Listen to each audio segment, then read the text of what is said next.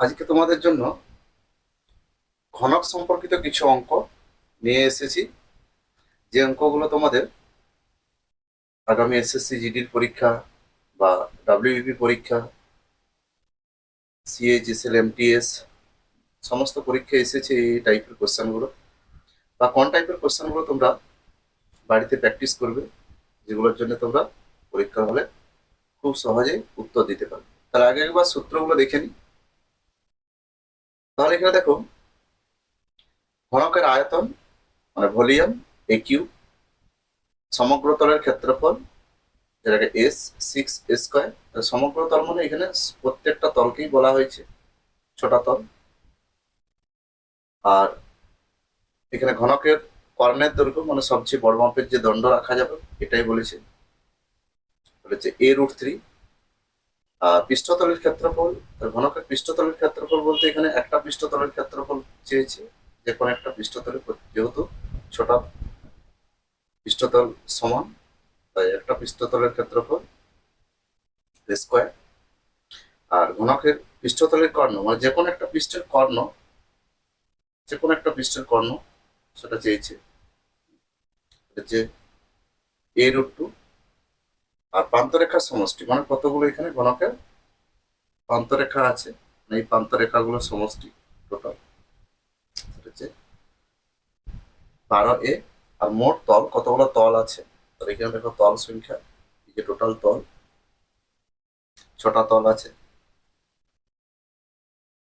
চলো দেখা যাক তোমাদের এক এক করে যে অঙ্কগুলো পরীক্ষায় এসেছে বা আসতে পারে সেই টাইপের কোশ্চেন গুলো একটু আলোচনা করি।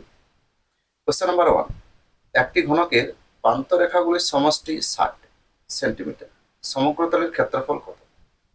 তাহলে এখানে দেখো সমগ্রতলের ক্ষেত্রফল মানে হচ্ছে 6 স্কোয়ার।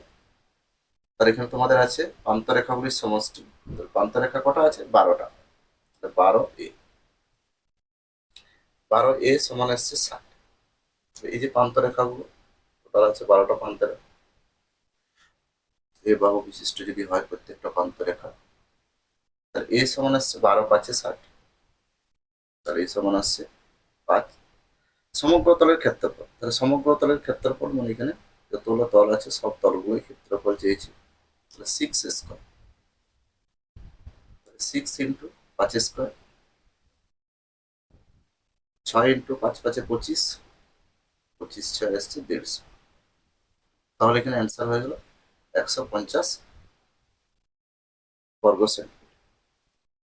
পরের কোশ্চেন, কোশ্চেন নাম্বার 2, একটি ঘনকের কর্ণের দৈর্ঘ্য দেওয়া আছে 4√3, প্রান্তরেখাগুলির সমষ্টি কত? তাহলে কর্ণের দৈর্ঘ্য 4√3, তাহলে ঘনকের কর্ণের দৈর্ঘ্য আমরা সূত্র কি জানি? ঘনকের কর্ণের দৈর্ঘ্য আসছে A√3। শর্ত সমান করো, A√3 মানে আসছে 4√3। তাহলে এখানে এ মানে হচ্ছে বাহু বা প্রান্তরেখা দৈর্ঘ্য, তাহলে এ সমান যদি 4 হয় তাহলে প্রান্তরেখাগুলির সমষ্টি, তাহলে এখানে আসছে 12A, 12 × 4, 12×4=48। উত্তর হয়ে গেল। পরের কোশ্চেন, কোশ্চেন নাম্বার 4, একটি ঘনকের একটি তলের কর্ণ, যে কোনো একটা তলের কর্ণ চেয়েছে, যে কোনো একটা, এই একটা তলের কর্ণ, একটি তলের কর্ণ, তার মানে এখানে আসছে বর্গক্ষেত্রের কর্ণ A√2। একটি তলের কর্ণ A√2 সমান 4√2 আছে, এখানে দেখো √2 ক্যান্সেল, এ সমান আসছে 4। তা কর্ণের দৈর্ঘ্য কত, মানে পুরোটার এই যে ঘনকটার কর্ণের দৈর্ঘ্য কত ও সবচেয়ে কত বড় মাপের দণ্ড রাখা যাবে? কর্ণের দৈর্ঘ্য মানে আসছে A√3। তাহলে এখানে উত্তর হয়ে গেল এ সমান 4, 4√3 উত্তর হয়ে গেল। পরের কোশ্চেন, কোশ্চেন নাম্বার 5, কোন ঘনকের ঘনফল ভি, সমগ্রতলের ক্ষেত্রফল এ, কর্ণের দৈর্ঘ্য ডি। তাহলে ভি সমান আমরা কি জানি? আয়তন এ কিউ। তাহলে এ বাহু বিশিষ্ট যদি আমার এখানে ঘনক হয় তাহলে ভি সমান আসছে এ কিউ। আর সমগ্র তলের ক্ষেত্রফল এ সমান 6 স্কোয়ার। একটা তলের ক্ষেত্রফল যদি স্কোয়ার হয় মানে এক একটা বর্গক্ষেত্র, এখানে ছোট বর্গক্ষেত্র 6 স্কোয়ার। আর কর্ণের দৈর্ঘ্য ডি, ডি সমান আসছে A√3। তাহলে এখানে মান বসাতে হবে AD/√3 6v। তাহলে এখানে এর ভ্যালু কত আসছে 6 স্কোয়ার, আর এখানে বি আসছে কত a√3, আর 6v মানে 6 × a কিউব। তাহলে উপরে দেখো 3টা এ আছে আর নিচে 3টা এ, ক্যান্সেল, 6 কেটে গেল। তাহলে এখানে উত্তর আসছে শুধু √3, অপশন বি। পরের কোশ্চেন কি আছে, কোশ্চেন নাম্বার 6। একটি ঘনকের কর্ণের দৈর্ঘ্য 12 সেন্টিমিটার। তাহলে কর্ণের দৈর্ঘ্যটা এখানে দেওয়া আছে 12 সেন্টিমিটার। তাহলে কর্ণ এখানে a√3, a√3 সমান আসছে 12 সেন্টিমিটার।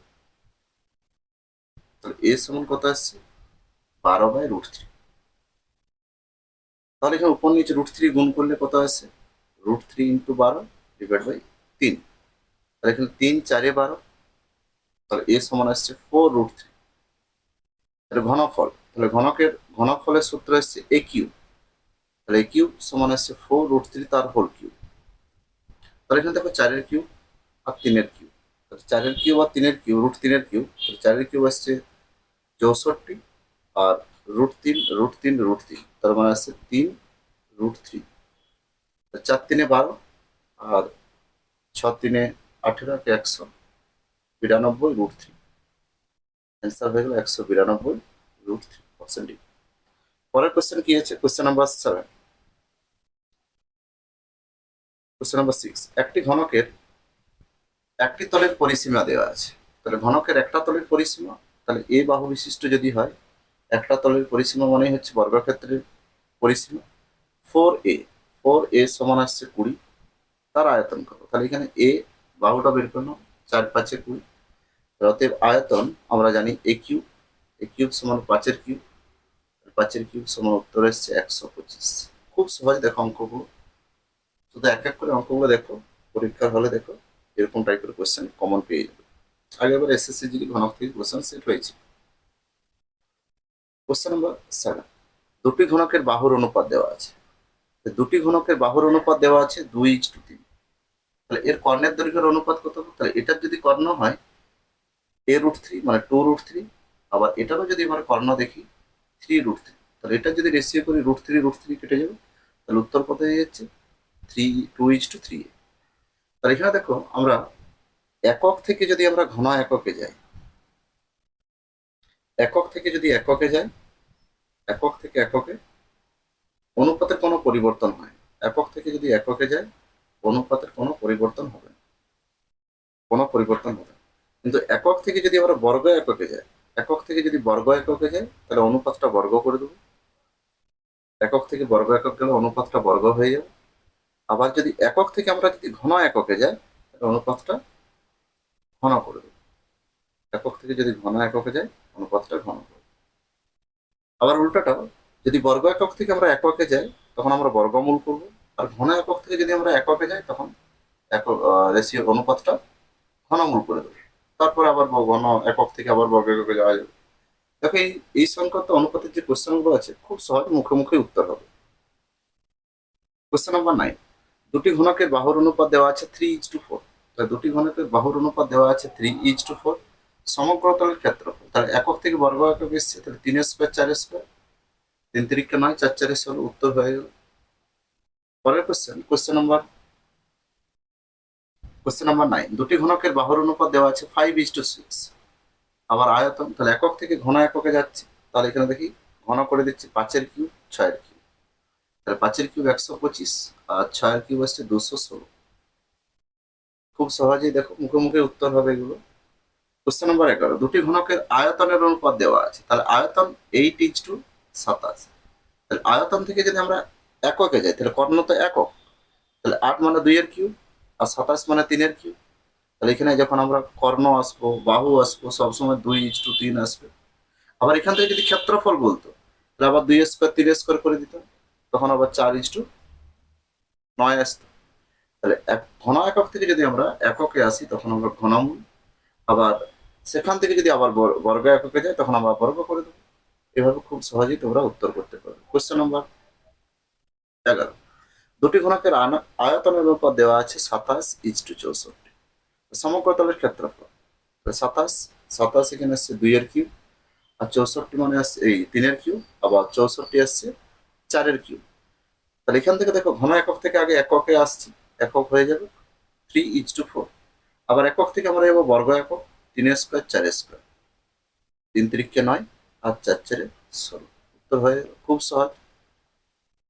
পরের কোশ্চেন, একটি ঘনকের প্রতিটি বাহু 10% বৃদ্ধি করছি, তাহলে আয়তন যাচ্ছি। তাহলে একক থেকে যদি আমরা একক থেকে ঘন এককে যদি যাই, একক থেকে যদি আমরা ঘন এককে যাই, তাহলে আমরা 100-র উপর 3 বার অ্যাপ্লাই করব যে কোনো অঙ্কের ক্ষেত্রে। একক থেকে ঘন একক গেলে 3 বার 100-র উপর হ্রাস বৃদ্ধি, আর একক থেকে যদি আমরা বর্গ এককে যাই তাহলে 100-র উপর 2 বার অ্যাপ্লাই করবো হ্রাস বৃদ্ধি। তাহলে দেখো উত্তর পেয়ে যাবে। তাহলে 100, এগুলো সব সাকসেসিভের অঙ্ক, শতকরা। তাহলে 100-র উপর 110/100, 110/100, 110/100, 3 বার অ্যাপ্লাই করে দাও, 110/100। এরপর দেখো ক্যালকুলেশন, 100 100 কেটে গেল, দুটো শূন্য কাটছে এখানে, আবার একটা শূন্য কেটে দাও। তাহলে 11 কিউব আমরা তো 1331 জানি, এখানে কিউব সংখ্যা হলো একটু মনে রাখতে হবে প্রত্যেককে। তাহলে এখানে আসছে 133.1। তাহলে দেখো 100 থেকে মানটা কত বাড়লো, 100 বিয়োগ করে দাও, 33.1% শতকরা বৃদ্ধি পাচ্ছে আয়তন। ঠিক আছে, পরের কোশ্চেন, কোশ্চেন নাম্বার 14। একটি ঘনকের প্রতিটি বাহু 10% হ্রাস করা হয়। তাহলে আবার দেখো এখানে একক থেকে ঘন একক, তাহলে 100-র উপর হ্রাস করে দিচ্ছি 20% করে, 80/100, 80/100, 80/100। 3 বার 80/100 অ্যাপ্লাই করে দাও, তাহলে 100 100 কেটে যাচ্ছে এখানে। তাহলে 8-এর কিউব আমরা জানি 512, 8-এর কিউব 512 ডিভাইড বাই 10। তাহলে এখানে দেখো 51.2%। তাহলে 51.2%, তাহলে মোটের উপর এটা পাচ্ছে। তাহলে এখানে দেখো 100 থেকে মানটা কত কমবে, তাহলে 100 থেকে মানটা কত বাড়ছে বা 100 থেকে মানটা কত কমছে, ওটাই সাকসেসিভে শতকরা হ্রাস বৃদ্ধি। তাহলে এখানে আসছে দেখো 8 একটাই অপশানে আছে, 48.8% হ্রাস পাচ্ছে মোটের। পরের কোশ্চেন, কোশ্চেন নাম্বার 14। একটি ঘনকের কর্ণ 7√3। তাহলে একটা ঘনকের কর্ণ দেওয়া আছে 7√3। তাহলে এখানে দেখো a√3 সমানে এসছে 7√3, তাহলে √3 ক্যান্সেল, বোথ সাইড কেটে যাচ্ছে, a সমানে এসছে 7। ঘনকটির সমগ্র তলের ক্ষেত্রফল, সমগ্র তলের ক্ষেত্রফলের সূত্র কি 6 স্কোয়ার, 6 স্কোয়ার, তাহলে 6 ইন্টু 7 স্কোয়ার, 6-এর সাথে 7 7 49, 49 গুণ করে দাও, 6-এর সাথে 7 7 49 গুণ করে দাও। তাহলে এখানে দেখো 6 9 54 আর 6 4 24, 24 আর 5 29, তাহলে অ্যান্সার আসছে 294। তো হয়ে গেল 294। পরের কোয়েশ্চেন কি আছে, একটি ঘনকের সমগ্র তলের ক্ষেত্রফল, সমগ্র তলের ক্ষেত্রফল মানে হচ্ছে 6 স্কোয়ার, 6 স্কোয়ার সমান আসছে 5046। তাহলে এখানে দেখো স্কোয়ার সমান কত, 6 দিয়ে কাটাকাটি করো, 6 8 48, 6 8 48, 6 4 24, 6 1 6, 841। তাহলে 841 কার স্কোয়ার, স্কোয়ার সমান 29 স্কোয়ার, তাহলে 29, তাহলে বাহুটা হয়ে যাচ্ছে 29, বাহুটা হয়ে যাচ্ছে এখানে 29। এরপরে চেয়েছি কি আয়তন কত, তাহলে ঘনকের আয়তন এ কিউব, 29-এর কিউব, 29-এর কিউব, এখানে 29-এর কিউব তোমরা মনে রাখবে 24,389, 24,389। তোমরা এখানে 3 বার 29-কে গুণ করবে তাহলেই হবে, 29-এর স্কোয়ার বের করে তারপর আবার গুণ করে দেবে। পরের কোয়েশ্চেন কি আছে, একটি ঘনকাকার ঘরের মেঝের ক্ষেত্রফল দিয়ে আছে। তাহলে মেঝের ক্ষেত্রফল মানে এখানে মেঝেটা দেওয়া আছে, আমাদের ঘরের যে মেঝেটা, মেঝের ক্ষেত্রফল দেওয়া আছে 48 বর্গ। তাহলে মেঝেটা কি স্কোয়ার, তাহলে এখানে মেঝেটা হচ্ছে স্কোয়ার, স্কোয়ার সমান 48। ঘরটির ভেতর সর্ববৃহৎ যে দণ্ড রাখা যাবে তার দৈর্ঘ্য কত, মানে কর্ণ। তাহলে এখানে দেখো স্কোয়ার সমান আসছে 48, 48, তাহলে 16 16 3 48, তাহলে এ সমান আসছে কত 4√3, এ সমান 4√3। ঘরটির ভেতর সর্ববৃহৎ যে দণ্ড রাখা যাবে তার মানে এখানে এটা কর্ণ, a√3 হচ্ছে কর্ণের সূত্র।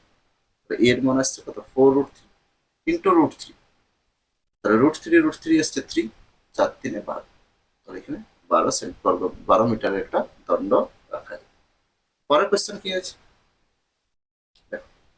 1 মিটার বাহু বিশিষ্ট, তাহলে 1 মিটার, তাহলে 1 মিটার বাহু বিশিষ্ট একটা বাক্স। তাহলে 1 মিটার মানে এখানে আসছে কত 100 মিটার, ডেসি সেন্টি 100 সেন্টিমিটার, এর ভিতর 10 সেমি বাহু বিশিষ্ট মানে 10 সেন্টিমিটার একটা 10 সেন্টিমিটার বাহু বিশিষ্ট কটি ঘনক রাখা যাবে। তাহলে এখানে দেখো এই ছোট ছোট বক্স থাক থাক করে এখানে রাখা যাবে, এই বক্সটা এই বাড়িটার মধ্যে বা এই ঘরটার মধ্যে বা এই বক্সটার মধ্যে। তাহলে এখানে আমরা কি করব, বড় ঘনকটা বড় ঘনকাকার বাক্সের আয়তন বার করব আর ছোট ঘনকাকার বক্সের আয়তন বার করবো, ভাগ করে দেবো। তাহলে ঘনক কতগুলো রাখা যাবে। তাহলে আয়তন মানে কি, বাহুর কি, তাহলে 3 বার এখানে 100 গুণ করে দাও, আবার এখানেও 3 বার 10 গুণ করে দাও, উত্তর হয়ে গেল। তাহলে এখানে দেখো 1 2 3টা শূন্য, 1 2 3টা শূন্য। তাহলে এখানে আসছে 1000টা বক্স এই বাক্সের ভিতরে ছোট ছোট রাখা যাবে। পরের কোশ্চেন,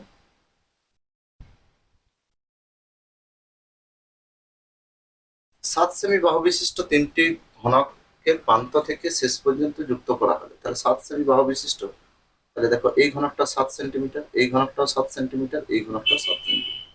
তাহলে এখন এই 3টা ঘনককে যদি একসাথে জুড়ে দেওয়া হয় তাহলে একটা আয়ত ঘন তৈরি হয়ে যাচ্ছে। তাহলে আয়ত ঘনের দৈর্ঘ্যটা কত হয়ে যাচ্ছে, 7 3 21।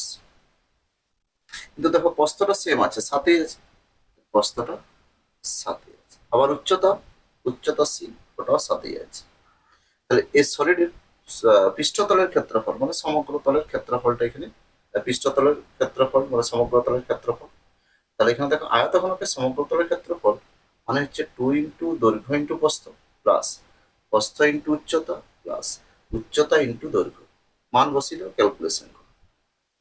তাহলে এখানে দেখো 21 সাতে 7 একে 7 7 দুগুণে 14 147, আবার 7 7 49, আবার 7 7 21 7 147। তাহলে এখানে দেখো টোটাল আসছে, যোগ করো 343। তাহলে 343-এর সাথে আবার 2 গুণ, 3 দুগুণে 6 4 দুগুণে 8 3 দুগুণে 6, 686 বর্গ সেন্টিমিটার। ঠিক আছে, এখানে দুটো উত্তর আছে। পরের কোশ্চেন, যদি একটি ঘনকের ধার 3 গুণ করা হয় তবে তার আয়তন মূল আয়তনের কত গুণ বৃদ্ধি পাবে, বা কত গুণ বৃদ্ধি পাবে, এখানে কত গুণ হবে আর কত গুণ বৃদ্ধি পাবে দুটোর মধ্যে পার্থক্য আছে। ধারগুলো দেখো, আগে যদি এ বাহু বিশিষ্ট হয়, এখন যদি 3a হয়ে যায় ঘনকটা, তাহলে আগে আয়তন কত ছিল এ কিউ, আর এখন আয়তনটা কত আসছে 3a তার হোল কিউ। ধারগুলো 3 গুণ বৃদ্ধি পাচ্ছে, এ কিউ আর এখানে 3 3 9 9 3 27 27। তাহলে আগের তুলনায় এর আয়তন কত গুণ বৃদ্ধি পাচ্ছে, 26 গুণ বৃদ্ধি পাচ্ছে। যদি বলে কত গুণ বৃদ্ধি পাচ্ছে তাহলে উত্তর হবে 26, আর কত গুণ হবে তাহলে হবে 27। যেমন কোশ্চেন সেরকম তোমরা এখানে উত্তর দেবে।